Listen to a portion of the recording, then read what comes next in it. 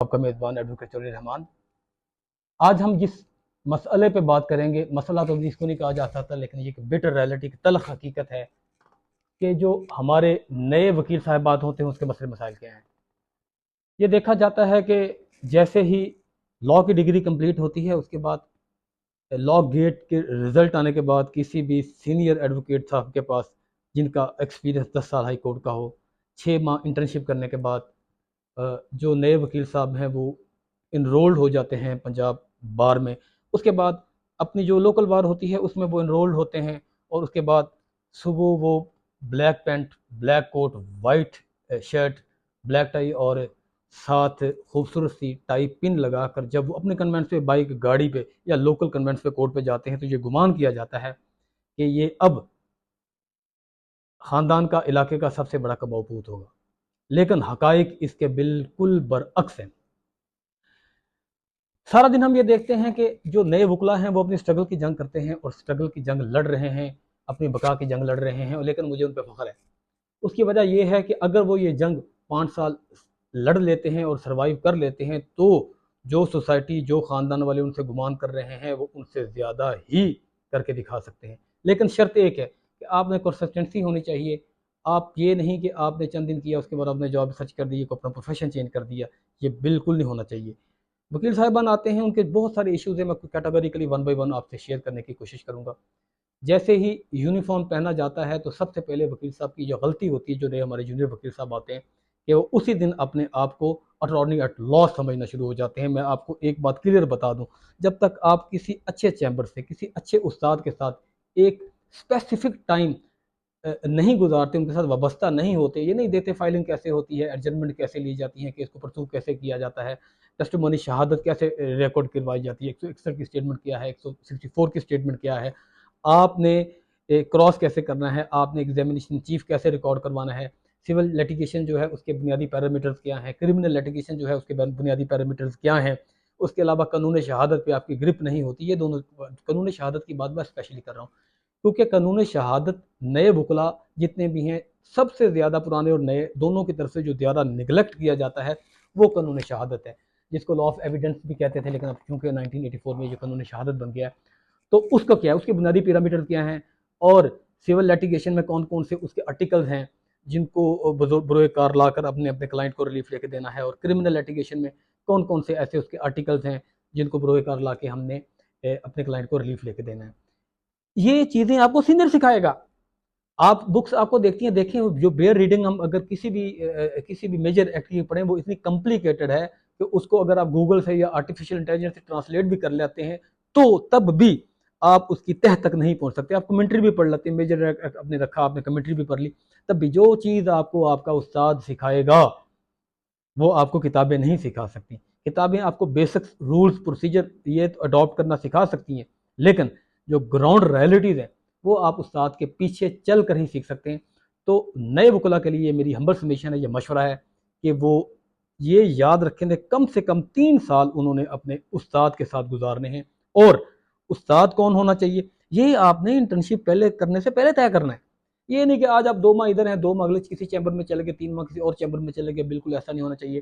یہ ڈیسیجن آپ نے سب سے پہلے لینا ہے کہ آپ نے کون سا چیمبر جوائن کرنا ہے۔ آپ کی اگر پولیٹیکل ایفیلیشن اور مائنڈڈ پولیٹیکل ہے تو آپ پولیٹیکل چیمبرز میں جائیں، میں اس کے خلاف نہیں ہوتی کہ سیاست ہے، سیاست اگر وکیلوں نے نہیں کرنی تو کس نے کرنی ہے۔ اگر پاکستان بنانے والا ایک ایڈوکیٹ وکیل تھا تو وکیلوں کا یہ بنیادی حق ہے، ویسے تو یہ بنیادی حق کانسٹیٹیوشن ہمارا جو 1973 کا وہ ہر پاکستانی کو دیتا ہے، لیکن وکیلوں کو اس میں تھوڑا سا ایج حاصل ہے۔ کیوں ایج حاصل ہے؟ کیونکہ پاکستان بنانے والا بھی بیرسٹر تھا، وکیل تھا۔ تو آپ نے ایک جو چیمبر جوائن کرنا ہے تو پراپر اس کو ٹائم دینا ہے اور دیکھنا ہے کہ وہاں آپ کو کیا سیکھ رہے ہیں۔ آپ نے استاد کی ضرورت بننا ہے، آپ نے استاد کی لائبلٹی نہیں بننا، اس کا ایسٹ بننا ہے۔ وہ کیسے بنتے ہیں دیکھیں، آج کل جو بچے ہمارے نئے آ رہے ہیں وہ ہر چیز سمجھتے ہیں، ہر چیز جانتے ہیں۔ اور ایک بات میں اور ان کو بتانا سمجھانا چاہتا ہوں کہ آپ نے اپنے شارٹ اور لانگ ٹرم گول الگ الگ ڈیسائیڈ کرنے ہیں۔ آپ نے یہ دیکھنا ہے کہ آپ 3 سے 6 ماہ کہاں کھڑے ہوں گے، آپ نے یہ دیکھنا ہے آپ 3 سے 5 سال بعد کہاں کھڑے ہوں گے۔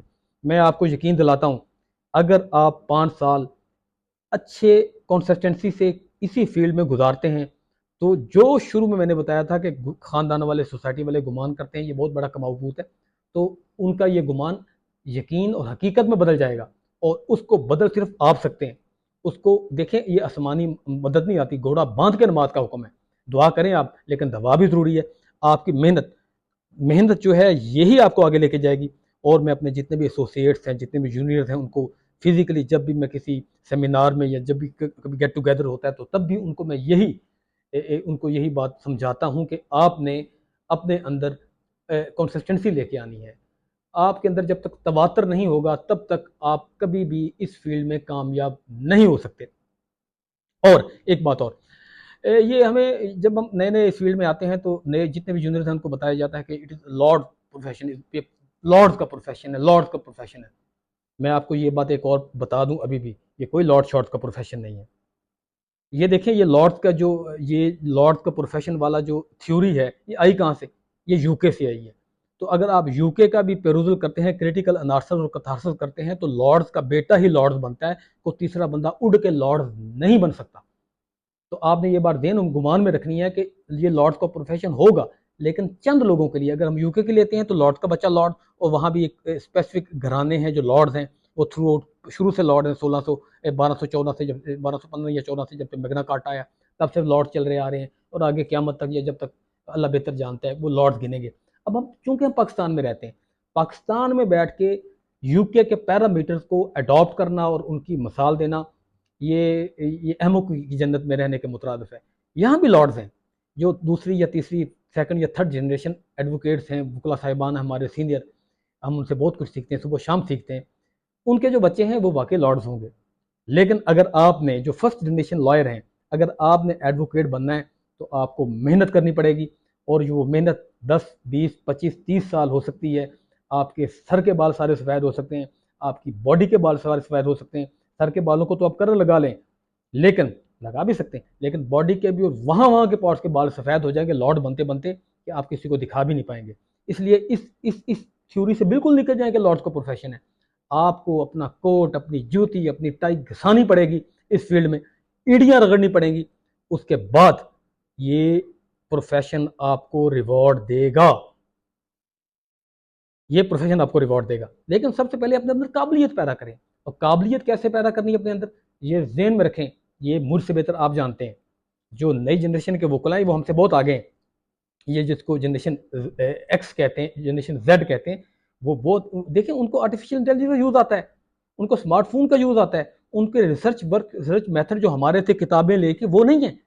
وہ ایک اسمارٹ فون سے پوری ریسرچ ہم سے بہتر کر لیتے ہیں۔ تو ہمیں آپ پہ فخر ہے، ہمیں آپ پہ اعتماد ہے۔ بس آپ نے اپنے اندر کنسسٹنسی رکھنی ہے، آپ نے چیمبر بڑے دھیان سے چوز کرنا ہے، آپ نے مس یوز نہیں ہونا۔ مس یوز ہونے سے مراد میری یہ ہے کہ آپ نے اگر کوئی پولیٹیکل چیمبر جوائن کر لیا، کریں، اس میں کوئی دو رائے نہیں ہے۔ اگر آپ نے کر لیا تو آپ نے سال پہلے اپنے کیریئر کے 2-3 سال صرف کمپین میں اور کارڈ تقسیم کرنے میں اپنے سینئر کے نہیں گزار دینے، وہ بھی کریں، لیکن اس کے لیے آپ 1 سے 2 گھنٹے مختص کر لینا۔ باقی جو 12-14 گھنٹے آپ کے بنتے ہیں اس میں آپ کام سیکھیں۔ آپ یہ دیکھیں کہ ریٹ پٹیشن کیسے لگائی جاتی ہے، سول سوٹ کیسے دائر کیا جاتا ہے۔ آپ کسی منشی سے سیکھیں اسٹارٹ میں۔ منشی جو پرانے 20-25 سال والے منشی ہیں، میٹرک یا انٹرمیڈیٹ جن کی ایجوکیشن ہے، وہ آپ کو سکھائیں گے۔ آپ کسی تھانے کے محرر کو دوست بنائیں، اس سے پوچھیں کہ یار یہ کیا ہوتا ہے، رجسٹر نمبر 1 کیا ہوتا ہے، 2 کیا ہوتا ہے، روز نمبر کیا ہوتا ہے، رجسٹر نمبر 19 کیا ہوتا ہے، جو 22-24 رجسٹر ہیں ان کے بارے میں ان سے پوچھیں۔ اگر آپ نہیں پوچھ سکتے ان سے، آپ کی انٹیگریٹی اور ڈگنیٹی اور انا اجازت نہیں دیتی، تو آپ اس طرح کریں، پولیس آرڈر 1934 یا پولیس رولز 2002 کا مطالعہ کریں۔ لیکن مطالعہ کرنے کے بعد بھی آپ کو کسی نہ کسی سے سیکھنا ہی ہوگا۔ اس لیے میری نیو جنریشن جتنی بھی اس فیلڈ میں آ رہی ہے، اس کو یہ مشورہ ہے، ہمبل سبمیشن ہے کہ آپ نے گھبرانا نہیں ہے، آپ نے ثابت قدم رہنا ہے، اور مجھے یقین ہے کہ ایک نہ ایک دن کامیابی آپ کے قدم چومے گی۔